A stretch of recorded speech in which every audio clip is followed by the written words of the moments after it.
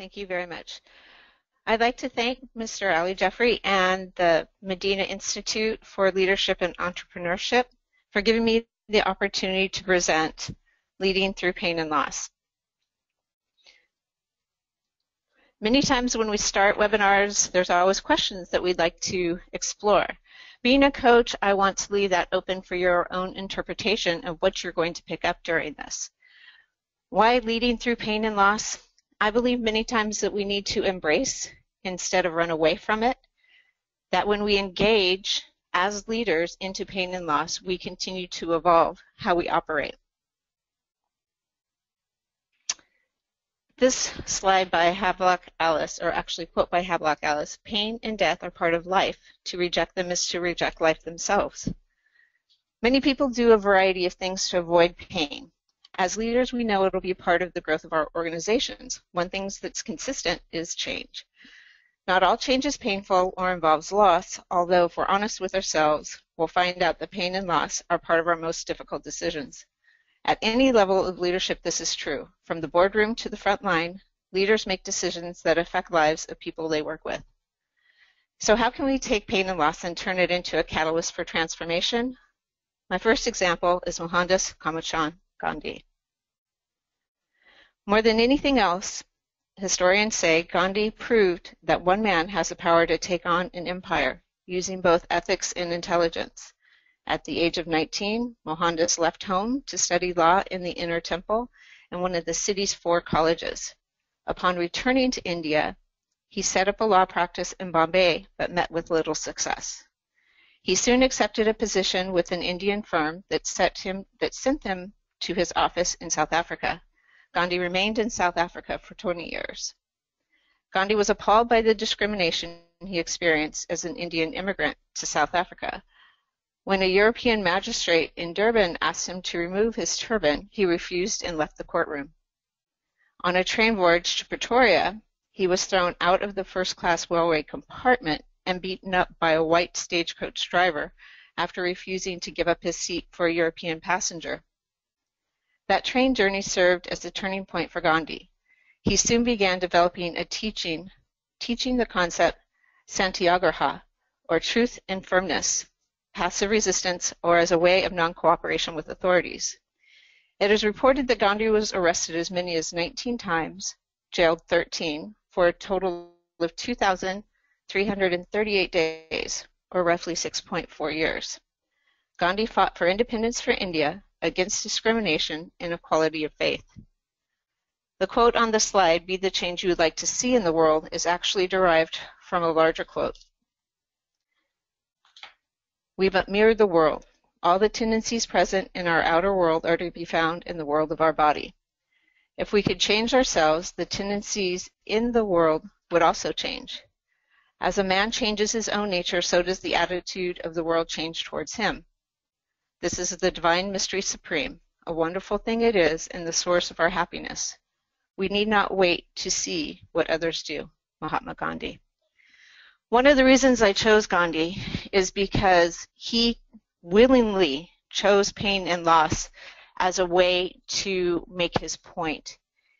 He put himself in harm, gave up his freedom in a way to prove that there are ways to do things differently, that it need not always be in violence, and that we have the opportunity to learn from each other if only we're willing to sometimes walk through pain and loss.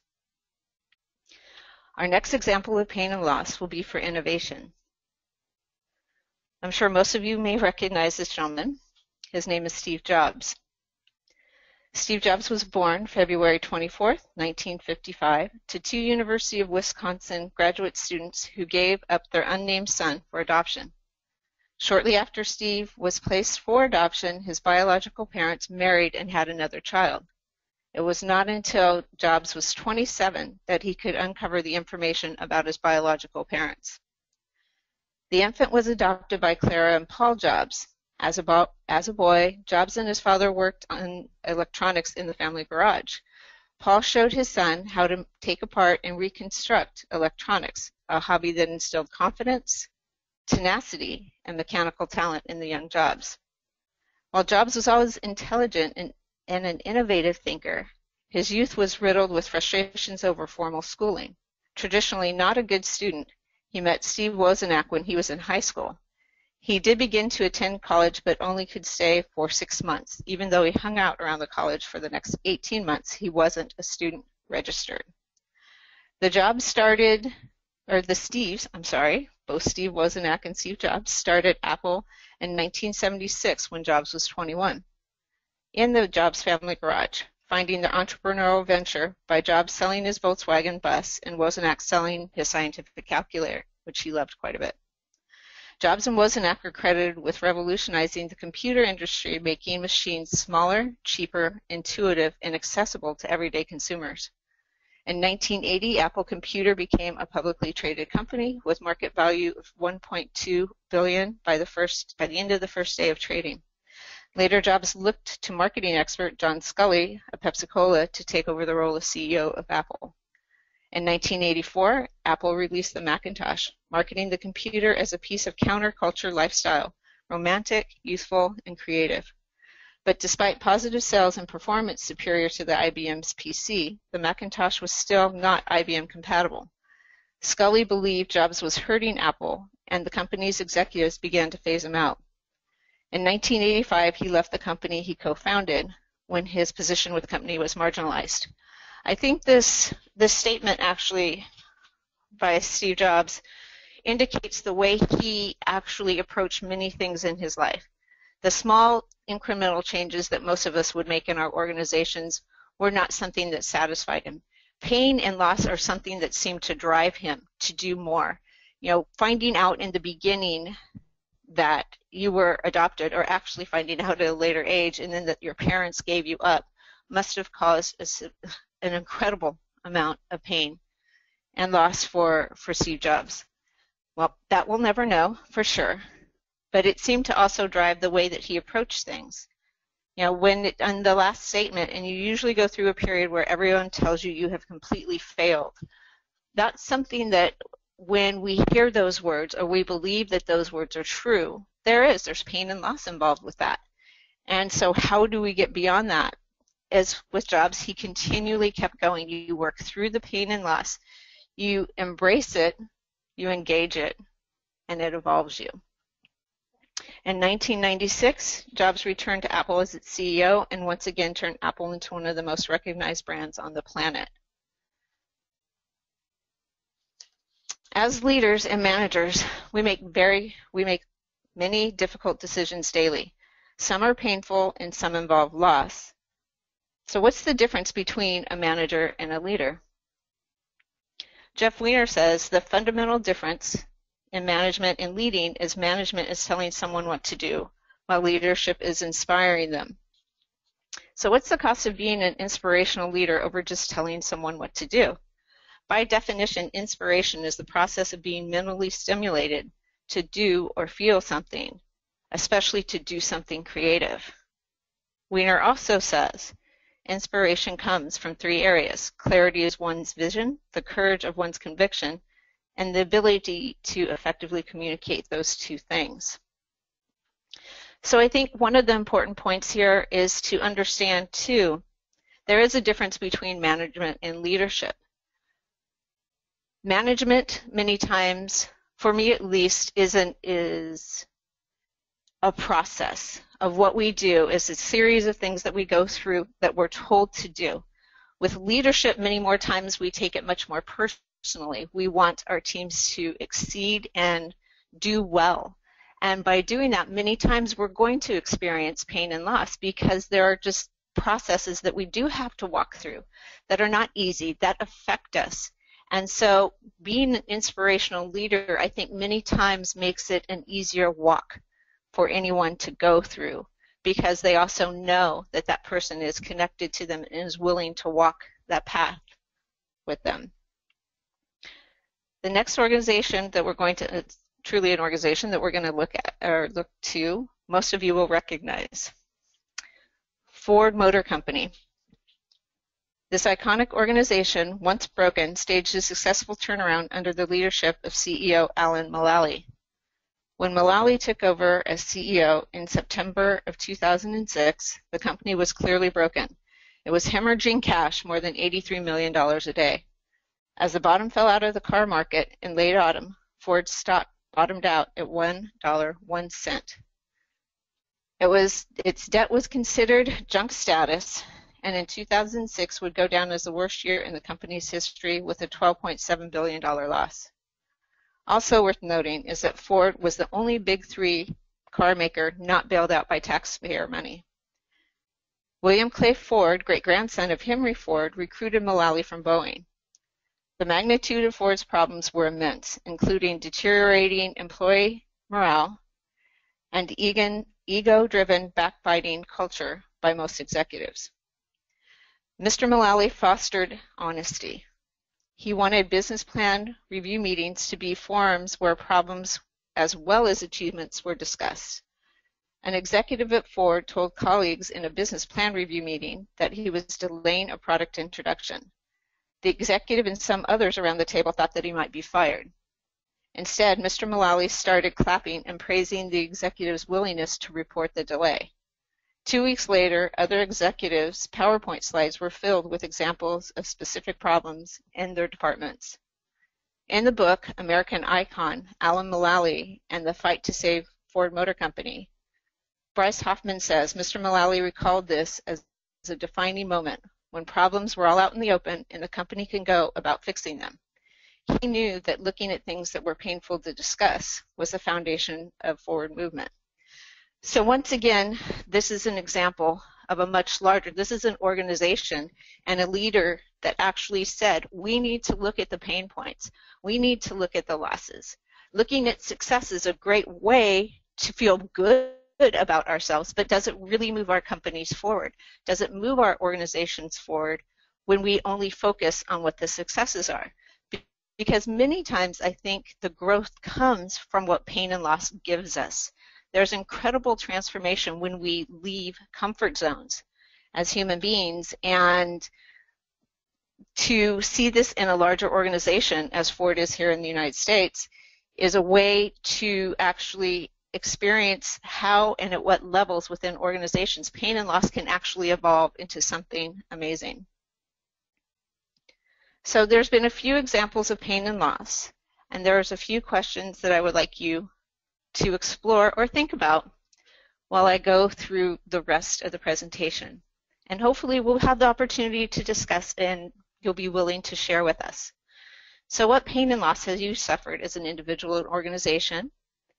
How were you able to do, or what were you able, or how were you able to turn it around? What would be the one thing that made a difference? Many times when you're walking through pain and loss, you don't think about these things because you are so in the moment or in that time or period of time when you're walking through it that you don't understand that there is going to be something that you learn through this that will help you turn things around. What will be the one thing that made the difference? Also, this is part of the beauty of coaching. These are questions that we would ask and walk through with you so you can really dig down and gain clarity in the direction that you would like to go. So, as I said, through this, if you consider opening up on these questions, that would be great.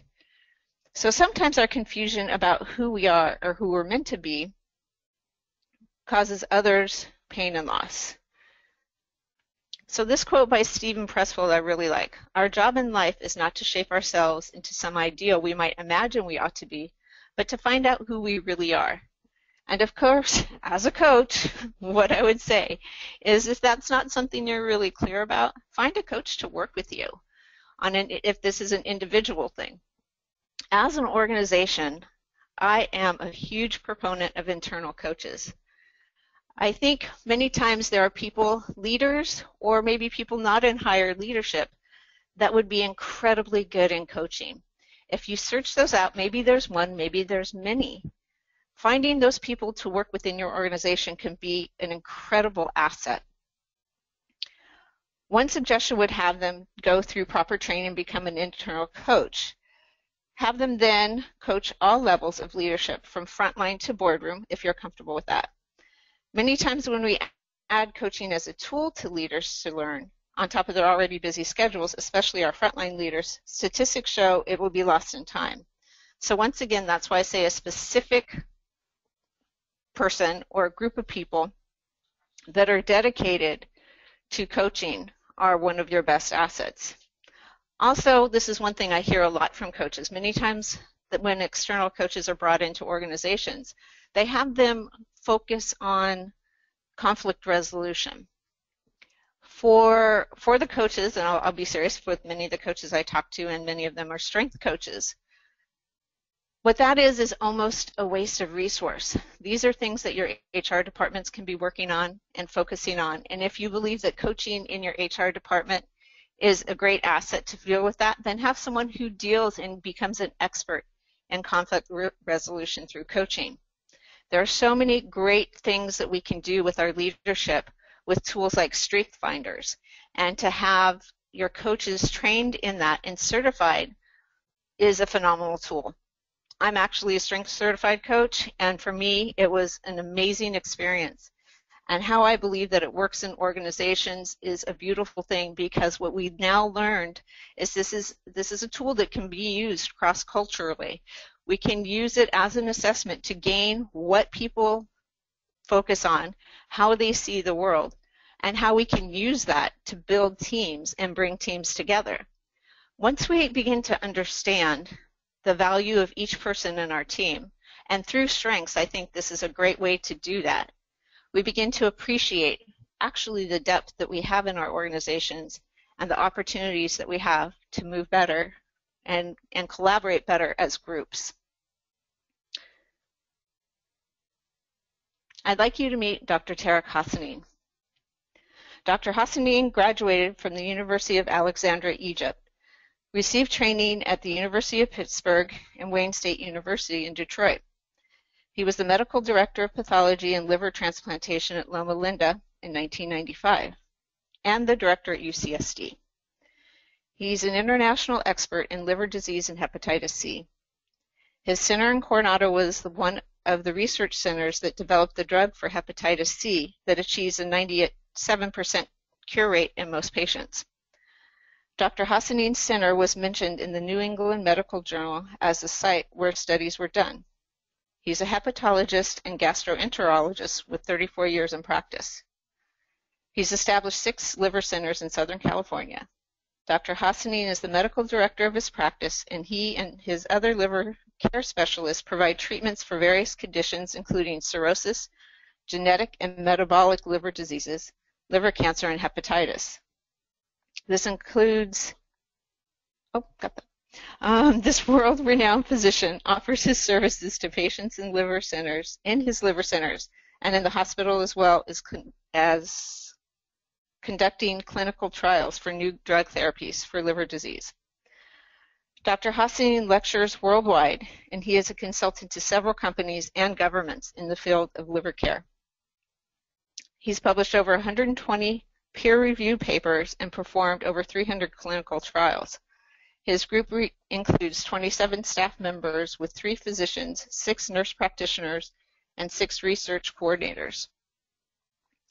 This is the information that most people know about Dr. Hassanein. It's widely publicized, and you can find it pretty much anywhere. What most people don't know is why he does what he does. Why is he so driven to care for patients that others give up on? And why has he fought so hard to cure hepatitis C? Dr. Hassanein said, "My personal experience reflects in my patients every day because I've walked the same path. I'm totally connected."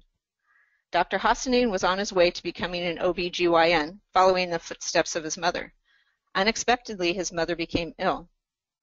It was determined that she was bleeding, the cause, varices. At that time, the tools that we now have were not available. His mother went on for almost 10 years not knowing the exact cause.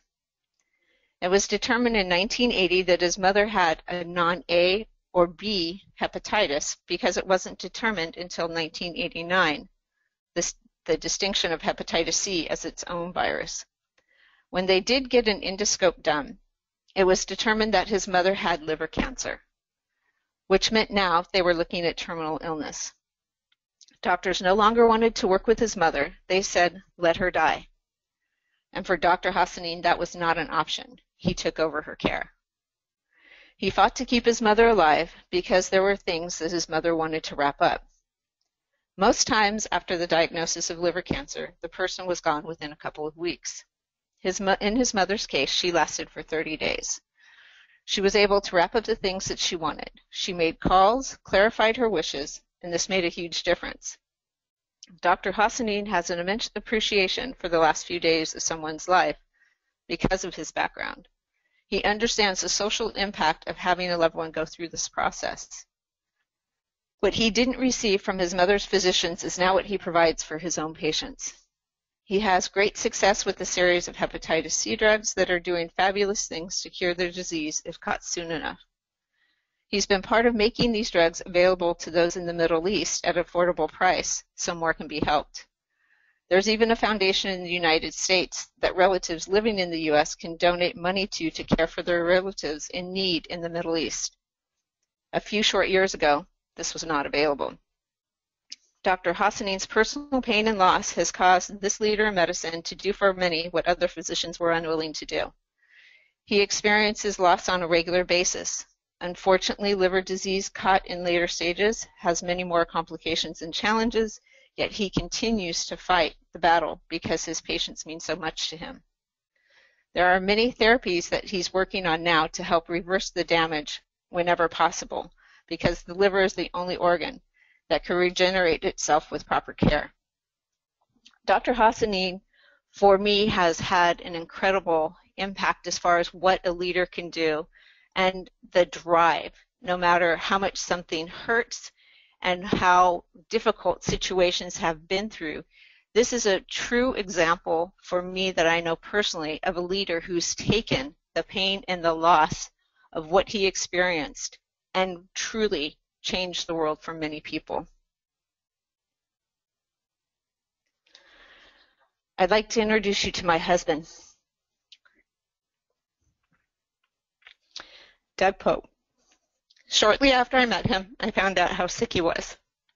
For me, it didn't matter. He had all the characteristics that I valued: strength of character, integrity, a sense of humor, and he was brilliant. I believe having over 20 years in leadership was a huge advantage. I approached his illness as I do most things. Nothing was going to stop me from doing what I do best. Get as much information as possible, strategically use that information to get what's needed, and get him the best care possible. Dr. Hassanin was his doctor. Doug was a leader himself. Having owned a construction company for over 30 years, for me, that was not what was most amazing about him. It was the way he lived his life daily. In constant pain, he would rarely complain.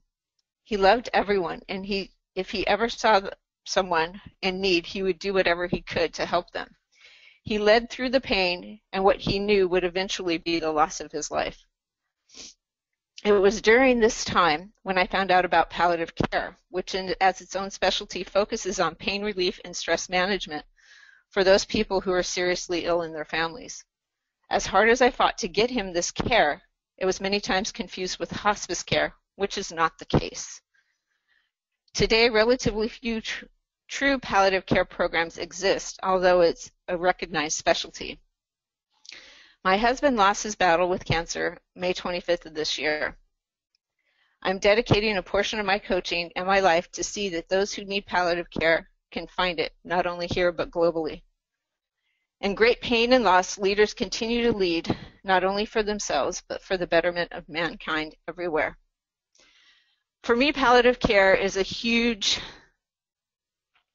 untapped asset that we have available or would like to have more readily available.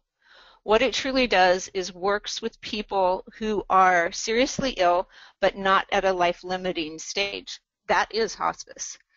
So what I'm trying to do is make people more aware that this specialty exists. And for the most part, believe it or not, it's physicians and clinicians that are not aware of truly what it is. I believe by focusing on pain and loss, which stress can cause when you're seriously ill, can transform the way you walk through your life once you're diagnosed with a serious illness. And that's why it's so important to me that we walk through and we realize that pain and loss can transform us into many things. So I'm going to end this with a quote that was spoken by Steve Jobs actually during a speech for Apple that was the Think Differently campaign.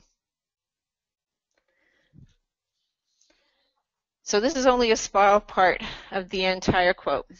And the quote goes, "Here's to the crazy ones, the misfits, the rebels, the troublemakers, the round pegs in the square holes, the ones who see things differently. They are not fond of rules and they have no respect for status quo.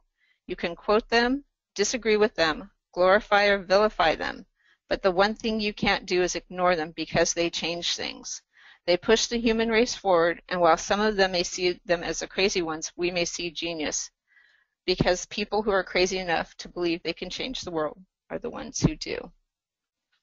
What I'm asking you as leaders of your teams and of your lives, when it comes to pain and loss, as difficult as it is sometimes, embrace it.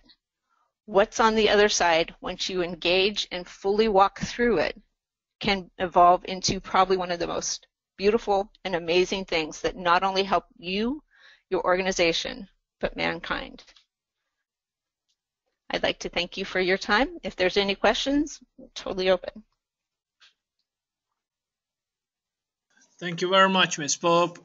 Folks, we are now open for question and answers. If you have any questions, you could either put it in the question box, chat box, which is available on your console, or you could equally raise your hand. There's a hand icon available on the webinar console, so please click on it if you want to have an audio conversation with Ms. Pope. So let me go straight to the question box. There's a couple of questions already posted. The first one, what pain and loss have you suffered as individual or organization? Oh, so it's coming back at me. Yes. My question? Yes. Oh, okay. Well, the last one is pretty obvious with losing my husband. That was probably the most recent and the largest. And what I did actually to turn that round is I went to a conference for palliative care in Florida that was comprised primarily of physicians and asked a lot of questions. You know, what are we doing? What can we do better? And the major answer is education. We need a lot more education for our clinicians and physicians in truly what palliative care is. So for me, the one thing that I did was actually go to that conference. I wasn't supported by a medical group, as most people are. I actually funded my own trip to do it because it was that important to me. So when I understand what it is to walk through pain and loss, you've got to take action. You've got to move. And that's exactly what I did.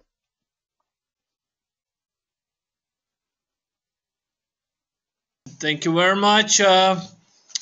We have another one from Mr. Paul Greasley. It seems that palliative care is a life calling that few people answer. Tell us something about empathy. Oh my gosh, empathy. So if he's connecting empathy to palliative care? I guess you would say much of that is, because empathy, of course, is understanding that, you know, you're walking in someone else's shoes. So what's that like for you? And if you empathize with someone, then you understand what that is. And that's why palliative care is so important to me, because it gives us the opportunity to be in that shoes of the, you know, me personally, I was in the shoes of the patient's caregiver. You know, it was a spouse.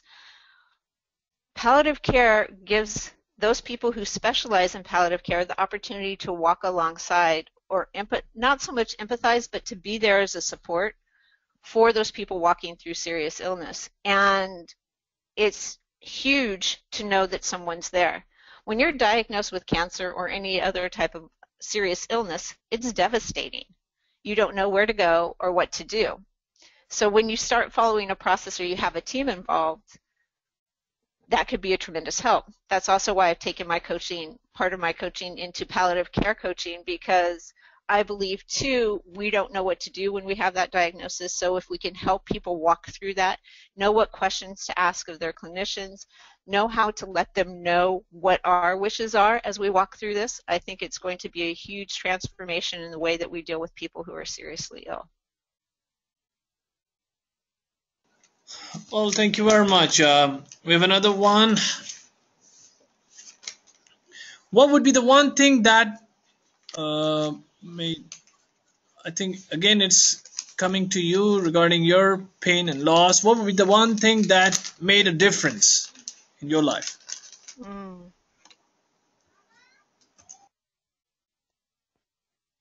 The one thing that made a difference. I've got to say, actually, my husband's brilliant. He saw things in me, and I think had a bigger vision of what my path was than I did at the time. I've been in leadership positions, as you heard in the beginning, primarily, and coaching was something, when I found out about it, became a passion because I realized what it does. Coaching truly does transform lives. We live in such a busy world that we lose what we really want and what we need to focus on in our lives. Coaching brings clarity to that, and for me, strength coaching is even better because we get to see really how we view our world. When we take the Strength Finder assessment and it gives us our top 5 or 34, we can begin to see how we see the world. And for me, that's actually been the one tool that's been amazing in my coaching because it expedites the process considerably.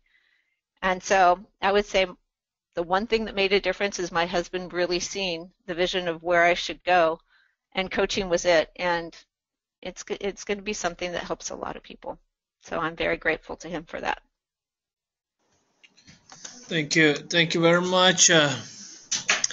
One last question. How can an understanding of your strengths assist in the way you view pain and loss? Oh my goodness. Oh, thank you, whoever asked that question, because truly everything that we approach, every situation that we see in life, we see through our strengths. If you don't know what your strengths are, then this is going to be a difficult concept, or if you haven't ever been coached, it may be a difficult concept to understand. But for me as a strengths coach, when I see your profile, when I see what your top 5 are, I begin to understand how you see things, how your mind processes things, whether you influence or a relationship builder. And that truly does help you understand how you see through pain and loss. Because if you view things through one strength, that may be, I don't know if many people understand or have strength profiles, but a strength called intellection will bring you back in reflection. People who are high in intellection will take time to process things. They'll think about the whole picture. So if you come across pain and loss and you have intellection high in your profile, you're going to think about it. People may think that you're withdrawing, but many times you're not. You're just trying to see and understand all of those angles.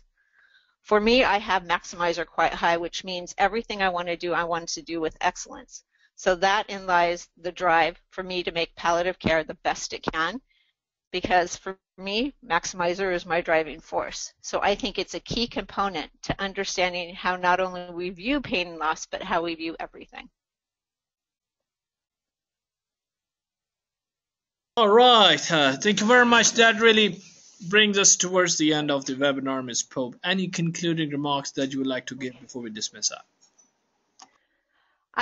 I wanted to thank all of you for taking the time out of your busy days to listen and watch the webinar.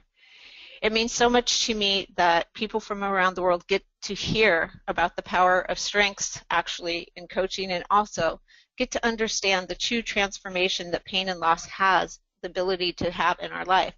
When we embrace it, as difficult as it may be, there's a greater purpose on that other side.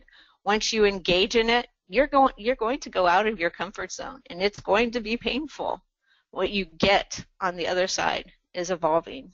And to me, that's the greater good that can not only, like I said, serve ourselves and our organizations, but mankind overall. So thank you. Thank you indeed for conducting a very, very interesting webinar. And I really want to thank you on behalf of the Madinah Institute for Leadership and Entrepreneurship for your time and for sharing this very, very valuable information. So once again, thank you very much, Ms. Pope. And thank you all of those who participated in this webinar. We are recording it. Please stay tuned to webinar.mile.org to learn about our upcoming webinars or programs, and equally to access the archive sections. Thank you very much. With that note, I would like to end this webinar, so you all will be automatically dismissed out. You all have a good day, good afternoon, good evening, wherever you're calling from. Wassalamu alaikum wa rahmatullahi wa barakatuh.